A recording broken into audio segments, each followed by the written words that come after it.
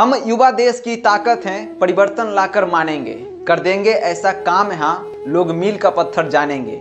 कि तिरस्कार नहीं हो पाएगा ये वतन सहस्त्र वर्षों तक, कि तिरस्कार नहीं हो पाएगा ये वतन सहस्त्र वर्षों तक, तब जाकर ये दुनिया वाले भारत को चिर युवा नाम से जानेंगे। नमस्कार, मैं संदीप कुमार बिहार के पटना जिला से। आज मैं अपने शब्दों में गांधी जी के मूलभूत सिद्धांतों को आप सबके सामने प्रस्तुत करने का कोशिश करूंगा। तो चलिए शुरू करते हैं।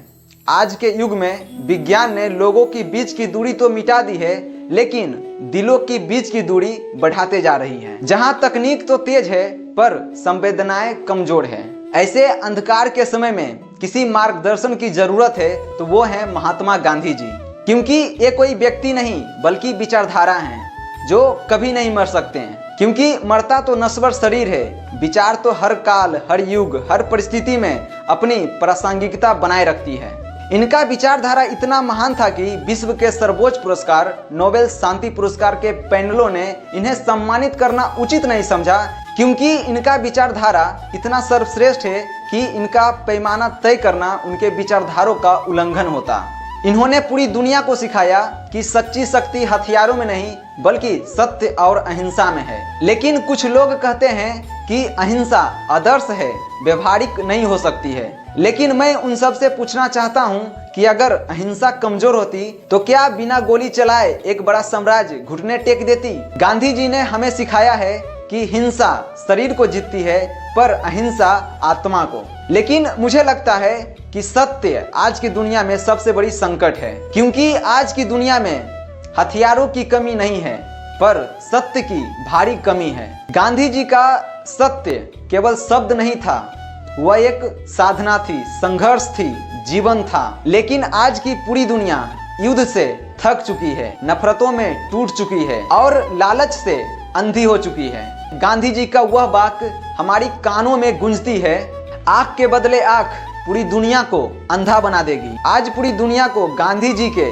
अपरिग्रह सिद्धांतों पर चलने की बेहद आवश्यकता है, क्योंकि आज के समय में गरीब और अमीर के बीच गहरी खाई बन चुकी है। अमीर और अमीर, गरीब और गरीब होता जा रहा है। अतः गांधी जी अपरिग्रह के माध्यम से जरूरत से अधिक धन को सामाजिक कल्याण में खर्च करने की बात करते हैं, क्योंकि खुद को पाने की सबसे अच्छा तरीका है कि खुद को दूसरों की सेवा में खो देना है। साथ ही वे सर्वधर्म संभव की बात करते हुए वे कहा करते थे कि हमारी समस्या धर्म नहीं बल्कि सांप्रदायिकता है। आज इसी को आधार बनाकर हमारे संविधान में धर्म निरपेक्ष की जगह पंथ निरपेक्ष शब्द को जोड़ा गया है।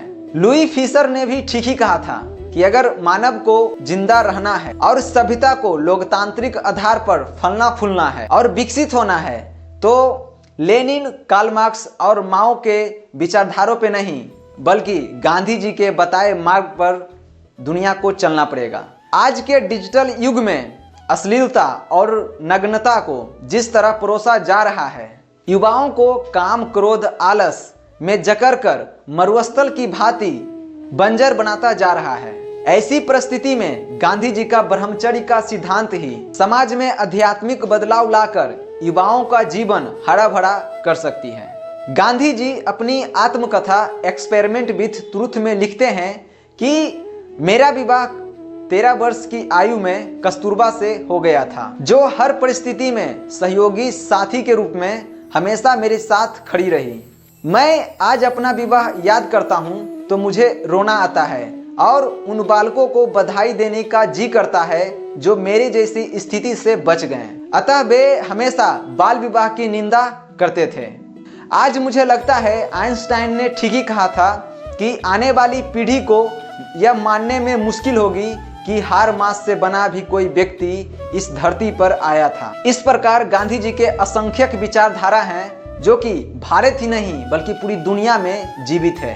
और जो गांधी जी को गोली मार दी वे भी कहीं ना कहीं गांधी जी के विचारधारों से प्रेरित थे, क्योंकि असहमति का विचार भी गांधी जी का विचारधारा था। अमेरिका में मार्टिन लूथर किंग, दक्षिण अफ्रीका में नेल्सन मंडेला और म्यांमार में आंग सान सू सभी ने अपना अहम योगदान दिया है। अतः हमें गांधी जी को केवल नोटों, मूर्तियों और छुट्टियों तक सीमित न करके बल्कि अपने विचारधारा में अपनाने की आवश्यकता है। जय हिंद।